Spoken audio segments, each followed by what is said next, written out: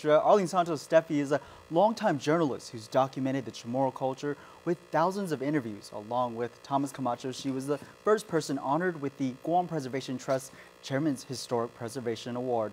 Rlene, thank you so much for joining us today. It's nice to be here, Nick. Thank you for having me back. Right, and earlier, before the interview got going here, we were talking about this award and the recognition. Tell us all that you've done to get to this point.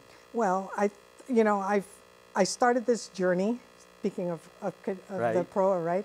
I started this journey primarily to understand the history because, like many of us, I really wasn't paying attention to it growing up. I had my own concerns, but then I started to question a lot of things I was hearing by people who were gatekeepers or at least thought to be gatekeepers. And there were just some things that they were saying that made absolutely no sense to me. Mm-hmm. And so as a result, I started to do my own research and started to interview. And then in 2006, the Japan Oral History Association just coincidentally asked me if I would come to Japan and present my work. So that's where the first documentary came from. And it just coincided with the fact that Berkeley asked me to come to present about oral history, and then Linda Uggan found out about it and said, can you come to the National Park Service headquarters in Oakland and present it to them, and everything else is history.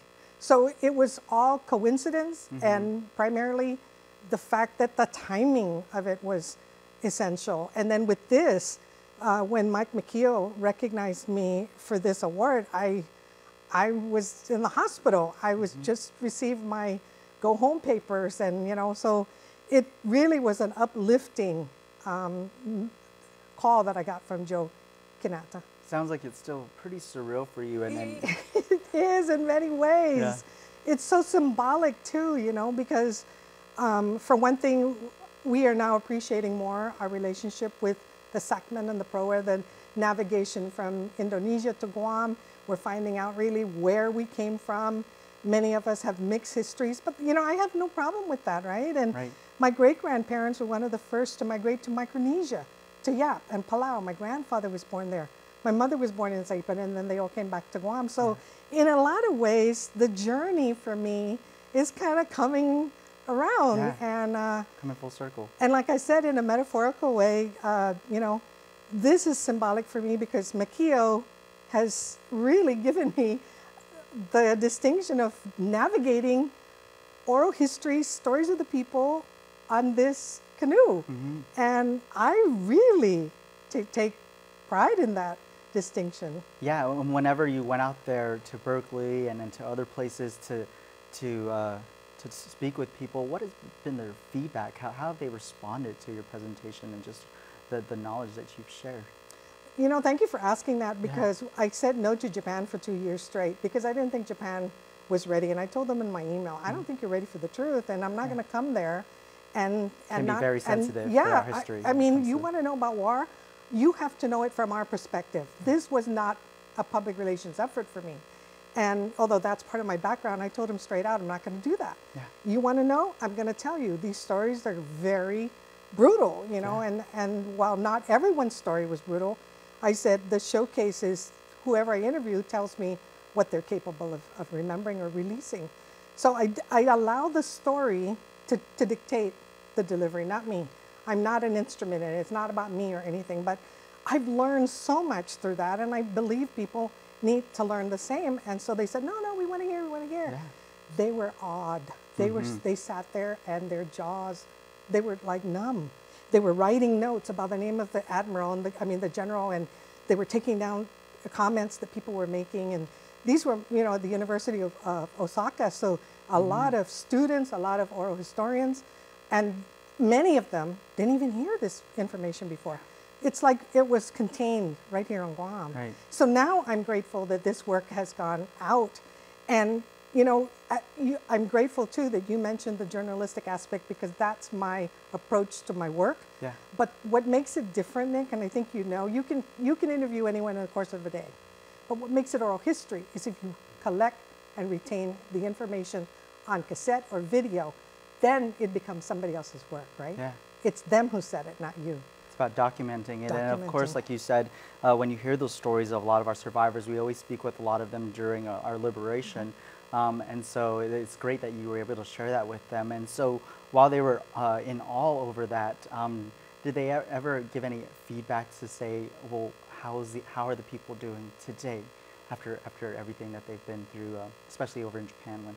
Well, the encouragement from Japan was that they need to release these stories. And in the very beginning, they were only noted people, prestigious people, people from rich families that tend to be interviewed by anyone who came off island. My focus was to interview the grassroots. I mean, because I knew that it's not just, the tea-toting people who suffered the war, but even with my impression, when I would watch reports, it's like the same people with the big family names, the Spanish names. It's like, no, there's other people. I know there's other people. And so I first made it a goal to go grassroots, but my focus were the men. I knew that the men didn't open up to their wives or their mothers or their daughters, but the women, we have great network. We talk to our moms, our sisters, our girlfriends. Women don't hold baggage inside. We process it out in a very different way. So when I started collecting men and I realized they were crying in front of me, I mean, I would cry with them because they were held hostage by things they saw and humiliated and degraded in many ways. And so I was able to pull that out. This is not about just getting the facts. This is about getting the heart. And I'm very proud of the fact that they trust me to give me the heart. And in many ways, more confessions than they've ever given priests. I agree. As a journalist myself, it's about aiming for the heart in any story. And so it's about being compassionate and telling the truth. And so while it might be hard for some people to digest, thank you so much for your efforts. And that's why it resulted in this award here. I hope so. And like I said, I mean, I don't do anything with the Preservation Trust. I've never gotten a grant from them. And Mike McKeel, I've only interviewed that man once. Joe Kinata, he reminded me later, we did have lunch together at One History, and I said, oh, you're right, but it's, they're not in my chart. I'm not there always knocking on their door, because that's not, my focus is the story. I'm always chasing the story, Nick. That's what we do as journalists. We chase stories, right? And so I spend all my time chasing stories. And so now with this recognition, this award, what is next for Rlene? Well, the focus is no longer on educating me. Now it's on educating my grandkids. And that's what I said at the speech. I brought my grandchildren up who live on Guam. And I said, now it's about them. It's for them. And it's to educate them, your children, and your grandchildren. And so my focus now is to continue to do Itinalta Marianas. We have it here on KOAM. I think it's channel 1 on Docomo and 17. And it runs 4 days a week. And then tomorrow, children's books on cultural stories. Our first book's on its way. I can't wait. It should be here any day. That's exciting. I'll come back up. Yes. And so that's about so that our children can relate to what I remember. And it's fading. We don't have a papasatgi anymore, like I told Sabrina. Our houses are concrete platforms right now. We don't have anywhere to put things. So our kids go, what? What's a papasatgi? Even the illustrator didn't know what a papasatgi was. And she's in her 40s. So if we don't do this kind of work, if we don't preserve it in the stories, the children aren't going to know it. And we need to do that. The other thing I'm doing, I have to come back and talk to you in length about that, is the Bird Project. I've put that back on the table, and then there's the traditional fishing histories. So that's what we've got for 2018, 2019. Nice, and we want to keep the history alive. Absolutely. Okay, is there anything else I didn't ask that you'd like to include? No, just again, Mike, I'm very grateful for the recognition, the distinction, and I promise I will sail and continue to chart my own path. And thank you very much for the recognition. I appreciate it. Yeah, whenever we hear of this canoe, of the Sacramento, you think of a navigator going out there in our waters, tracking their way around and navigating. So like you said, you're still pretty in shock and awe over this sort of... he's just giving me license. Right.